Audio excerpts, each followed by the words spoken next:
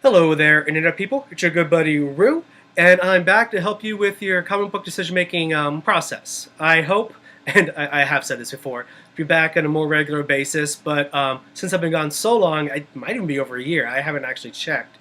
Instead of making this a normal weekly, hey, here's what I read, and here's what I think, and it might still be in stores, episode, I'm going to make this more of basically a shit you should and shit you really shouldn't be reading episode. And again, I hope that normal weekly episodes, well, semi-weekly again, let's be honest, hope again here soon. First, well, it's going to be more of like a bottom three and a top three of all the stuff that I've been reading over the past year. This is not meant to be like best and worst, just 6 books that I think people should avoid like the plague, and 3 books I think people really need to pay attention to. Again, starting with the crap, Fear Itself. This is apparently book 6. I thought I'd grab book 7, but it doesn't really matter because I'm telling you that if you haven't read this event, don't buy it in hardback, don't buy it in trade, don't even buy it in the quarter bin. It was not worth it at all. Anybody who's watched me before or read anything that I've written before, I'm usually a pretty positive guy. I do my best. I really try to only read books I like. But with this event, I had my doubts anyways because it's Fraction. But I had high hopes because it's a Marvel event, and they don't always disappoint me. Secret Invasion went on too long, and House of M was the last one with real lasting effects. Some people might want to say Civil War, but does anybody know of any 50-state initiative that's still going on? If you do, let me know. But Fear Itself, well, at least with those other ones, whether I was always entertained or not, I was always curious what was happening next. Fear Itself, I was always surprised when the next issue came out because I always forgot about it. Like issues 4, 5, 6, and 7, I completely forgot about the event. Again, this is 6, until DCBS emailed me and said my books had shipped. So again, don't bother to read it. It was boring. And you don't need to read it because throughout all the Marvel press releases that came out before this event started, you already know what happened. Go to Wikipedia or www.theouthousers.com, the greatest comic book website on the planet, if you want to find out what happened and you don't want to spend way too much money on garbage. Moving on, a book that I'm surprised I ended up dropping, iZombie. This book had so much potential. Chris Robinson, Mike Allred, a writer and artist that I usually really like, but after the first storyline, I don't know, but that was issue 5, issue 6, nothing seemed to actually happen. There was no real character development. There was no moving of the story forward. Every issue seemed to be exactly the same as the one before. I stopped reading with issue 15. Again, I know that's a couple months ago, so I don't even know what issue's out right now. I just know that when it first started, I was really hyping this book, and I really was hoping to like it, and I'm really, really disappointed. I had really high hopes, especially, like I said, after that first story arc, but it just never picked up from there. And I really couldn't tell you anything that's happened since issue 6.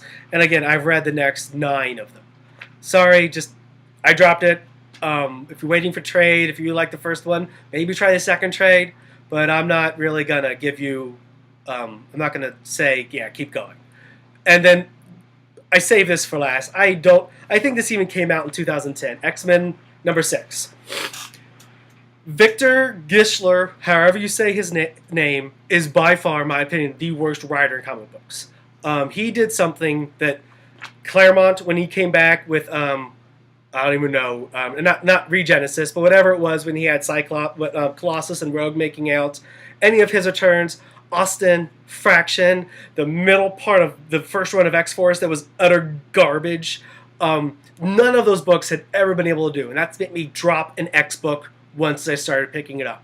I love mutants. I love the X-Men universe. I think it really just, I don't know why, it's my little corner of the Marvel universe where I have always enjoyed what I'm reading for the most part.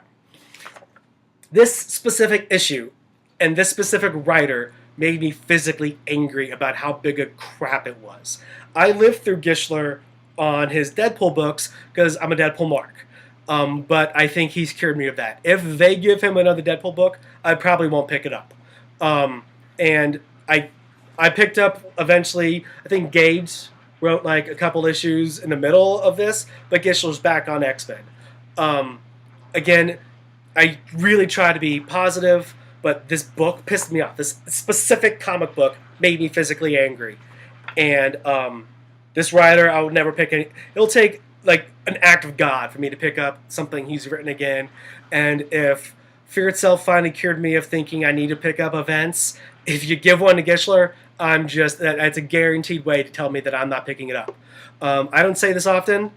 It usually only counts with movies. But if you like this writer, if you liked this story, I have no use for you as someone I'm going to take recommendations from.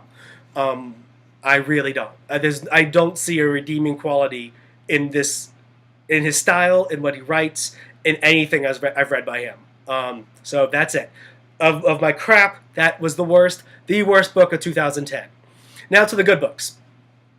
Ultimate Fallout, and this is issue 4. I think this is the new Spider-Man, whatever. Death of Spider-Man and Ultimate Fallout combined, I give Story of the Year. Through 20 issues of the Death of Spider-Man storyline, which included some Ultimates, whatever they're called now, I teared up on multiple occasions. I'm not ashamed to admit it. It was a great story, and if we can get past this faux outrage about whatever, and just look at it, we'll see that all it is a damn good story and a damn good death. I think the hardback of Death of has come out recently or whatever. You don't need to have known anything that's been going on in the Ultimate Universe. At least I don't think so. For my to pick this up and enjoy it, it was just a damn good story. I highly recommend Death of Spider-Man and Ultimate Fallout, and especially as vehicles to jump back into the Ultimate Universe if you've been away for a while. Detective Comics, pre-relaunch. If you didn't read the Scott Snyder Jock run of Detective Comics, you missed out on the best run of Detective Comics I can think of. And I've been collecting Detective maybe for 6 or 7 years, so I'm not like a big, huge Detective comic books like Mark. I don't have a 20-year catalog like I could do with X-Men, but just these 11 issues was a great send-off to this 181 issues of a comic book. There's a great last scene with Dick Grayson and Jim Gordon that, here we go, open it up. With great art, and I'm not going to actually like give you the last scene, but what's written and what's not written speak volumes. I've already pre-ordered the hardcover of this 11-issue run. I'm more than happy to double dip for it. Scott Snyder, friend of the show, Jock, I can't say enough. They brought the creepy back to Detective Comics. They actually made it something that there was actually something being detected. I really enjoyed it. It creeped me out. It was scary. One of the best runs of comic books, especially 2010, 2011, and maybe in the past 5 years of any comic book. Finally, Little Depressed Boy. This book is why I get the Previews magazine. Which is one of the main reasons I go to comic book store anymore, is I buy a comic book when Previews comes out, so I can also get previews for free. If I hadn't seen it listed there, if I hadn't seen preview art for it, if I hadn't just taken a look at it and just been enthralled by issue 1 and the art and just the story of the little bit I saw, and here's a little bit of the art, I don't know if I ever would have picked this up. First of all, don't be fooled by the name. It's not an emo book. It's kind of hipsterish, but not really. What this book is about being in your early to mid-20s, and maybe a bit after, and how you're scared of growing up, and how you want to be a grown-up, but you want to hang on to the innocence of youth. The main character, LDB, Little Depressed Boy, this guy right here, yes, he looks a bit like the sock boy from Little Big Planet, but it's never referenced in the book. I think it's just more of a metaphor for how he feels about his life. If you don't like superhero comic books, or if you're looking for something that's not a superhero book, that's also not Vertigo, that's not R-rated, that's not all about violence and tits, I cannot recommend Little Depressed Boy enough. The art is simple and wonderful. The story, it makes you think about yourself, even if you were never a hipster, if you were never into vinyl like this guy is. Just talking to a new girl for the first time, a new interest for the first time, saving up money to go see a concert. This is by far the best and most surprising issue number 1 I've picked up in a long time. Find the trades, find the single issues. I don't care if you're looking for a good PG book, pick it up. It's what you're looking for. Until next time, I'm out. Have a good one. Later, peeps.